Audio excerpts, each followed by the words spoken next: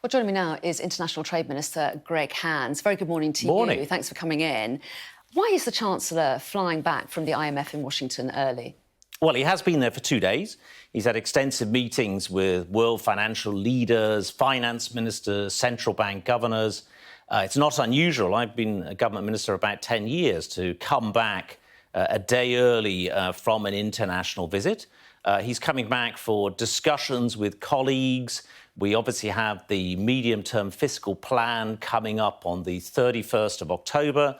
So just in a couple of weeks' time, there's work to be done. There's conversations to be had with colleagues.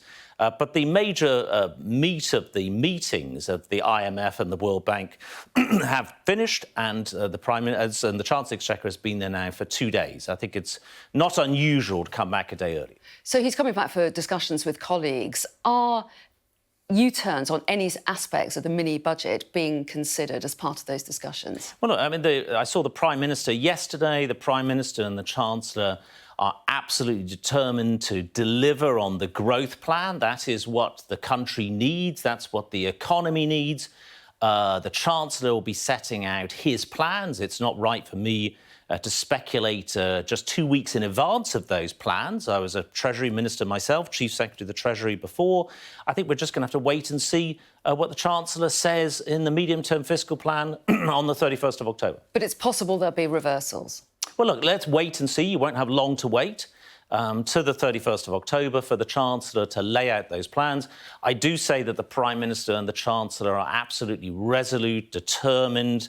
The growth plan, the centrepiece, but we'll have to see some of the detail, including a full forecast from the Office for Budget Responsibility on the 31st of October. Let me just ask you about a couple of aspects, because this will affect a lot of people after all. What about the scrapping of the rise in national insurance? Will that definitely go ahead? That's already been voted on in the House of Commons, got voted on Tuesday or Wednesday evening of this week. So that is going ahead. That's already been voted on. It's already been passed. So that's going ahead. What about the scrapping of the rise in corporation tax then? Well, in terms of, as I said, the Chancellor, the Prime Minister are absolutely determined to stick to their plans. But let's wait for how this will all pan out in the wider scheme, in the medium-term fiscal plan that you won't have long to wait for, comes before the end of the month. Do you rule out any changes to the mini-budget? Well, I'm not going to speculate on the medium-term fiscal plan that's going to be coming on the 31st of October before the end of the month. As I say, the Prime Minister and the Chancellor are absolutely determined, resolute. I've worked very closely with both of them in government. I was Liz Truss's number 2 at Trade before, Kwasi Kwarteng's number 2 at the Business Department. I know them well, and I know how determined they are to deliver economic growth, deliver on the growth plan. Some of the detail, the wider context, will quite rightly have to wait for the medium-term fiscal plan published on Monday in 2 weeks. So they want to push ahead with their growth plan, but you talk about the detail. Some of the detail could change. Well, I'm saying that some of the detail will be laid out on the 31st of October, again, with the full forecast from the Office of Budget Responsibility, the full scorecard, in a usual Treasury and Office of Budget Responsibility way, working together as it should be. That's a long time to wait, the 31st of October. Are we not going to get any update later today? Will we get an update today on how the government is going to respond to the market turmoil? Well, look, the government will make responses as appropriate as events happen. But the absolutely commitment is to publish the medium-term fiscal plan. This is looking at how the government is going to pay for everything, how the government is going to set its budget in the coming years, and that will be laid out in just 2 weeks' time. Well, yes, but we're in the middle of market turmoil. The markets clearly are speculating as well about whether there'll be changes to the mini-budget, not least corporation tax. George Osborne, former Chancellor, of course, thinks that decisions should be made quicker than that. Let's take a look at what he tweeted yesterday. Given the pain being caused to the real economy by the financial turbulence, it's not clear why it's in anyone's interest to wait 18 more days before the inevitable U-turn on the mini-budget. Well, look, I used to work for George Osborne for many years as his Chief Secretary to the Treasury, so I know him well. But I do think the government has been absolutely clear that the plans, the detailed plans, will be laid out in the medium-term fiscal plan coming before the end of the month. There's only a couple of weeks.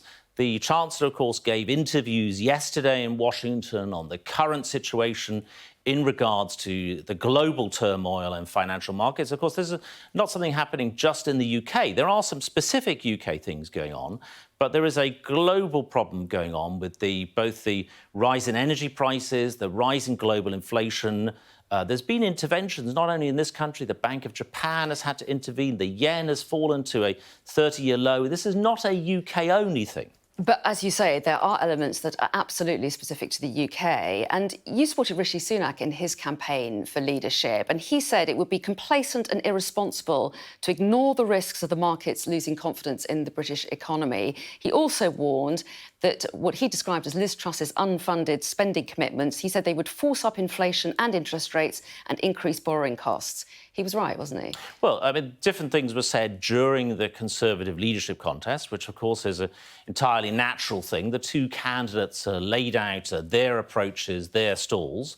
Liz Truss, as you rightly pointed out, I voted for Rishi Sunak, but Liz Truss won that contest. She's delivering on the plans that she laid out. But Rishi Sunak was right about what those plans would mean Liz Truss for the is delivering on the plans that she laid out during that leadership contest. We've got more detail to come in the medium-term fiscal plan before the end of the month.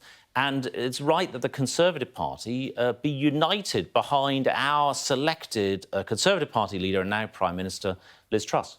Would the markets have more confidence if Rishi Sunak was Prime Minister, as you'd wanted him to be? Well, there's always these kind of what-if style questions. But, as we know from the leadership contest, Rishi Sunak did not win the leadership contest. Liz Truss did win the leadership contest. I am dealing with the situation that we are in, which is that Liz Truss is our Prime Minister. She has my confidence. She should have the confidence of all Conservative MPs, the whole Conservative Party, and actually deserves the confidence of the country as we go into quite difficult economic times with the rise in energy, driven by Vladimir Putin's invasion of Ukraine, the turmoil in global financial markets. We need to get behind our Prime Minister as a party and show Liz Truss the confidence that she deserves and Kwasi Kwarteng to make these difficult decisions going forward. You say we should have confidence in the Prime Minister and the Chancellor. If there were more changes to the mini-budget, there's already been one big reversal. Is Kwasi Kwarteng's position tenable? I think totally. I mean, Kwasi Kwarteng himself said yesterday he's 100% sure he will still be in position. I know the Prime Minister has got total confidence in Kwasi Kwarteng. I've worked very closely with Kwasi. He's an incredibly capable person, a very, very bright person who makes good judgment calls. And I have absolute confidence in Kwasi Kwarteng as Chancellor of the Exchequer. So if he was to introduce some kind of change to corporation tax, either reverse his plan or to have corporation tax rise by a smaller amount, you still think that he has credibility with the markets? Well, you're asking me to speculate on... Well, it's the speculation that the markets are doing, that a lot of Tory MPs are pushing for. But it's not right for me to speculate. What I am saying is the Prime Minister and the Chancellor of the Exchequer are absolutely determined on their course. And more detail will be laid out before too long in the medium-term fiscal plan on the 31st of October. The Times is reporting that what they describe as senior Conservatives are holding talks about replacing Liz Truss with a joint ticket of Rishi Sunak and Penny Mordaunt. You're shaking your head. Have you heard anything about this? I don't recognise that story at all. I was a supporter of Rishi Sunak over the summer. I'd be very surprised at that story. I was talking only yesterday with Penny Mordaunt. I don't recognise that story at all. But what we do need to do is the Conservative Party does need to unite behind our Prime Minister. She was our choice of the Conservative Party just a few weeks ago. We need to remain united, get together behind Liz Truss, Kwasi Kwarteng as our team. Even though her policies have caused turmoil on the markets and seen people's mortgage rates shoot up? Well, I disagree with that. Yes, there are some UK-specific factors, but overall, the global situation caused originally, of course, by Vladimir Putin's invasion of Ukraine, also the recovery of the economy coming out of the pandemic. These are a backdrop across all G7 countries. This year and last year, the UK is growing stronger than any other G7 country. Our position, we have some serious issues coming up. But other countries are facing a similar set of problems. The rise in energy prices, the turmoil in global markets, intervention by central banks around the world, rises in interest rates, rises in mortgage rates, energy price crunches in different European countries. And there's a lot going on in the world situation, in the world economy. But a lot of economists, including ones at the Bank of England, would say this is UK-specific. Well, I think we heard in your... They would take into account the global factors, but they would say there are some UK-specific factors, problems. but we heard in your clip earlier from the head of the IMF about global forces and global turmoil. You know, that is the principal focus of the IMF meeting that's just been happening, has been looking at those global forces, the interventions that have been needed, some of the problems a lot of countries are facing with energy. Our European neighbours are facing a very significant crunch on both energy supply and energy prices. You know, these are something that are not unique to the UK. Are Kwasi Kwarteng and Liz Truss going to be in their positions in a month's time? Absolutely. OK, Greg Hans, we appreciate your time. Thanks very much indeed. Thank you.